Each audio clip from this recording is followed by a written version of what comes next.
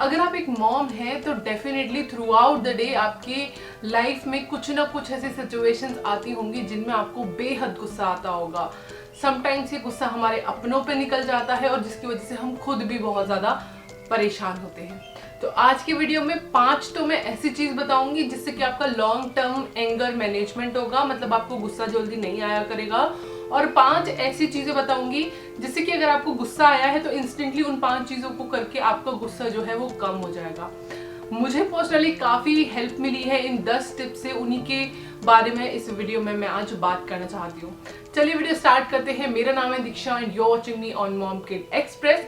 अगर अभी तक आपने हमारे इस चैनल को सब्सक्राइब नहीं किया है तो जल्दी से सब्सक्राइब कर लीजिए। Now let's get started. सबसे पहले मैं 5 उन चीजों के बारे में बात कर रही हूँ जिनको आप अपना डे टू डे लाइफ में प्रैक्टिस करेंगे तो लॉन्ग टर्म आपको बहुत फायदा होगा अपने इमोशंस को कंट्रोल करने में, जिनमें से कि एक इमोशन होता है हमारा एंगर। तो जो सबसे पहला टिप है वो ये है कि आप अपने ट्रिगरिंग पॉइंट्स पता कीजिए कि कौन कौन से ऐसे मोमेंट्स हैं, कौन कौन से ऐसे सिचुएशंस हैं जहां पे आप अपने गुस्से को बिल्कुल भी कंट्रोल नहीं कर पाते हैं। इन ट्रिगर पॉइंट्स को जब आप आइडेंटिफाई कर लेंगे तो जब ऐसी सिचुएशन आएगी तो आपको ये आसान रहेगा आपके लिए ये आइडेंटिफाई करना कि इस सिचुएशन की वजह से मुझे एंगर आ रहा है। और जब आप इतना अवेयर रहते हैं सिचुएशन से, अपने इमोशन से, तो उसको कंट्रोल करना भी बेहद आसान हो जाता है। कुछ ऐसे ट्रिगरिंग सिचुएशंस आपको मिलेंगी जिनको आप अवॉइड भी कर सकते हैं, इसलिए आइडेंटिफाई करना कि आपके ट्रिगरिंग पॉइंट्स क्या हैं वो बहुत जरूरी है। जो दूसरा पॉइंट है, जब भी आपको एंगर जैसा फील हो रहा है, समटाइम्स फ्रस्ट्रेशन और एंगर में हम कभी कभी कंफ्यूज हो जाते हैं या फिर हमें बहुत ओवरवेल्म फील हो रहा है, ऐसी सिचुएशन में just take a step back, take a deep breath and just analyse whether it is your anger और जो आपका गुस्सा है वो सही है नहीं है। एक बार अपने इमोशंस को एनालाइज करें। So just take a step back, take few breaths और उसके बाद में देखिए कि आपको ये जो एंगर है उसको आप कैसे कंट्रोल कर सकते हैं, जो कि आगे आने वाले 5 टिप्स में मैं आपको बताने वाली हूँ। लेकिन जब आप इनको रेगुलरली इस प्रैक्टिस को करेंगे कि जैसे ही आपको एंगर आ रहा है या फ्रस्ट्रेट फील कर रहे हैं, जस्ट आप उस सिचुएशन से हट जाइए और अपने आप को किसी और एक्टिविटी में डाइवर्ट करिए, सो दैट आपका एंगर जो है वो धीरे धीरे लॉन्ग टर्म में भी कंट्रोल होने लग जाएगा। जो थर्ड टिप है जो कि हम अक्सर मॉम्स इग्नोर कर देते हैं वो है सेल्फ केयर। आपको क्या अच्छा लगता है, आपको क्या सूदिंग लगता है, कौन सी एक्टिविटी आपको कामिंग लगती है, उसको डेली बेसिस पे प्रैक्टिस करना बेहद जरूरी है। जब आप अंदर से खुश नहीं होंगे तो आप बाहर भी खुशियां नहीं बांट पाएंगे। सो इसीलिए सेल्फ लव बहुत जरूरी है। जस्ट आइडेंटिफाई, पता करिए कि आपको कौन सी activity throughout the day सबसे ज्यादा अच्छी लगती है, आप कैसे पैम्पर्ड फील करते हैं, क्या आपको मेकअप करना बेहद पसंद है, स्किन केयर करना बेहद पसंद है, या फिर कई लोगों को क्लीनिंग करके भी बहुत ज़्यादा उनको अच्छा लगता है। मुझे क्लीनिंग करके बेहद अच्छा लगता है। सो आप अपनी इन सिचुएशंस को आइडेंटिफाई करिए कि कैसा मुझे, कौन सी एक्टिविटी से मुझे बहुत ज़्यादा कामिंग फील होता है। सेल्फ लव बेहद ज़्यादा ज़रूरी है। इसमें आप कोई मूवी, सीरियल, सॉन्ग्स ये सब भी सुन सकते हैं, बट अपने लिए पूरे दिन में 30 मिनट टू 1 आवर का समय ज़रूर निकालिए। जो फोर्थ चीज़ है कि अपनी कम्युनिकेशन बिल्कुल क्लियर रखिए।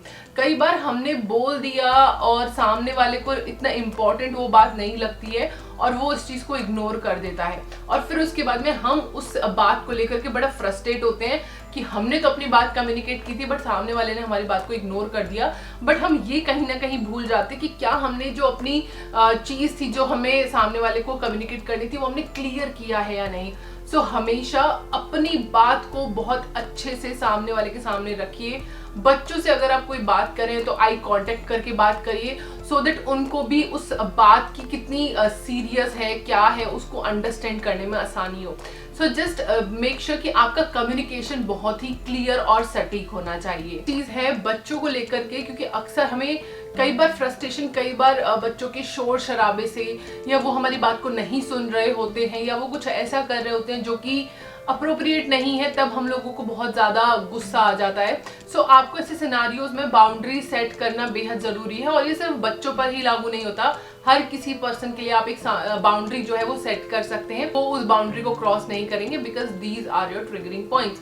अब बच्चों के केस में आप इस बाउंड्री को कैसे सेट कर सकते हैं? देखिए, कोई भी ऐसी एक्टिविटी है जो कि आपको हमेशा परेशान करती है, हमेशा गुस्सा दिलाती है। फॉर एग्जाम्पल, आपको दोपहर के समय चाहिए कि थोड़ा सा घर में शांति हो, आप थोड़ा आंख बंद करके लेटें, अपना फोन देखें, बट शोर शराबा ना हो। लेकिन आपके बच्चों को दोपहर में सोना ही नहीं पसंद है, तो ऐसे में आप एक बाउंड्री को बिल्कुल सेट कर दीजिए कि मुझे दोपहर में 2 से 3 बजे तक बिल्कुल घर में शोर नहीं चाहिए। अगर कोई शोर करेगा तो उसका कॉन्सिक्वेंस उसको भुगतना पड़ेगा।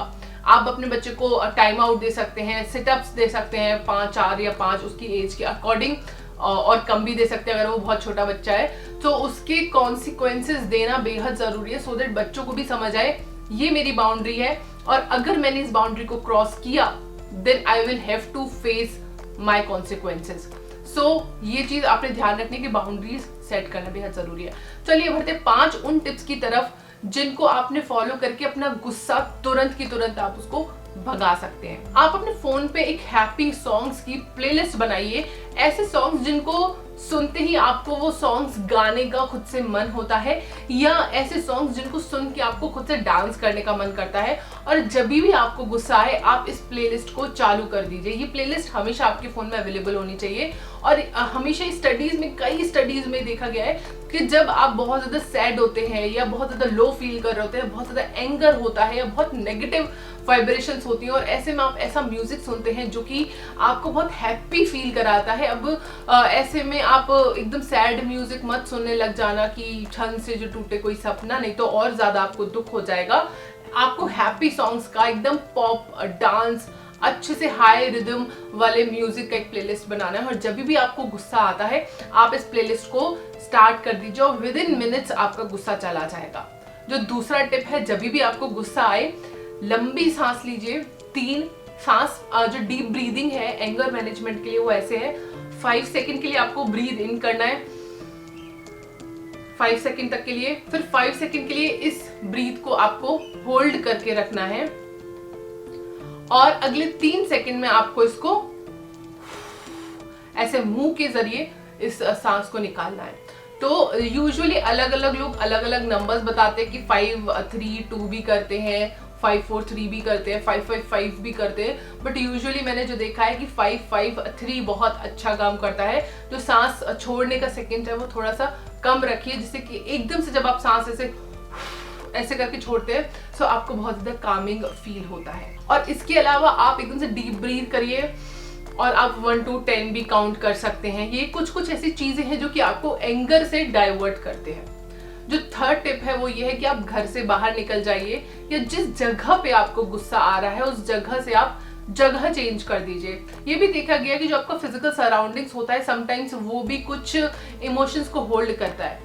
और लेट्स से अभी आप इस रूम में बैठे हैं और आपको गुस्सा आ रहा है, इस रूम को आप छोड़ दीजिए और आप दूसरे रूम में चले जाइए। पॉसिबल है तो घर से बाहर चले जाइए, फ्रेश एयर में चले जाइए, बालकनी में खड़े हो जाइए, सो दैट आपको फ्रेश एयर आपको फील हो, हवा आपकी बॉडी से टच होते हुए आपको महसूस हो। इससे भी आपका एंगर जो है वो बहुत ही जल्दी कूल डाउन होता है। जो फोर्थ एक्टिविटी है जो आप कर सकते हैं, आप अपने बच्चे के साथ में कोई ऐसा गेम खेल सकते हैं जो आपको बहुत ज्यादा अच्छा लगता है। बच्चों को सारे गेम खेलना अच्छा लगता है, लेकिन जब आपको गुस्सा आ रहा है तो ऐसे गेम खेलिए जिसमें आपको पता है आपको बच्चे को बहुत ज्यादा इंस्ट्रक्शन नहीं देना पड़ेगा, आपको बहुत ज्यादा प्रॉब्लम नहीं होगी वो गेम खेलते हुए। लेकिन अगर आप ऐसा कोई गेम अपने बच्चे के साथ में खेलते हैं तो आपका मूड बहुत ही ज्यादा अच्छा हो सकता है। चाहे आप एक डांस का म्यूजिक लगा दीजिए और बच्चे के साथ में डांस करिए। बच्चे जनरली जो है हमारे मूड को, हमें ऐसा लगता है कि बच्चों की वजह से हमें गुस्सा आता है, बट ट्रस्ट मी बच्चों की वजह से हम बहुत सारे स्ट्रेस से बच जाते हैं।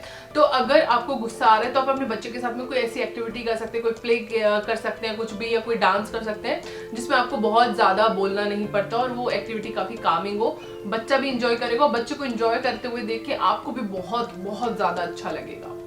जो फिफ्थ पॉइंट है वो ये है कि आप जनरल लिखना स्टार्ट कर सकते हैं।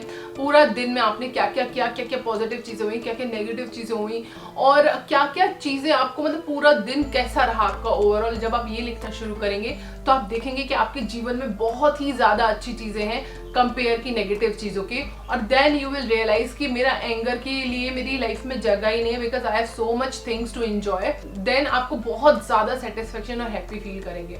सो आप जर्नलिंग भी स्टार्ट कर सकते हैं। उम्मीद करती हूँ आपको ये वीडियो अच्छा लगा होगा। अगर आपको वीडियो अच्छा लगा है तो इस वीडियो को लाइक, शेयर और हमारे चैनल मॉम किड एक्सप्रेस को सब्सक्राइब जरूर करें। चलिए मिलती हूँ अगले वीडियो में, तब तक के लिए बाय एंड टेक केयर।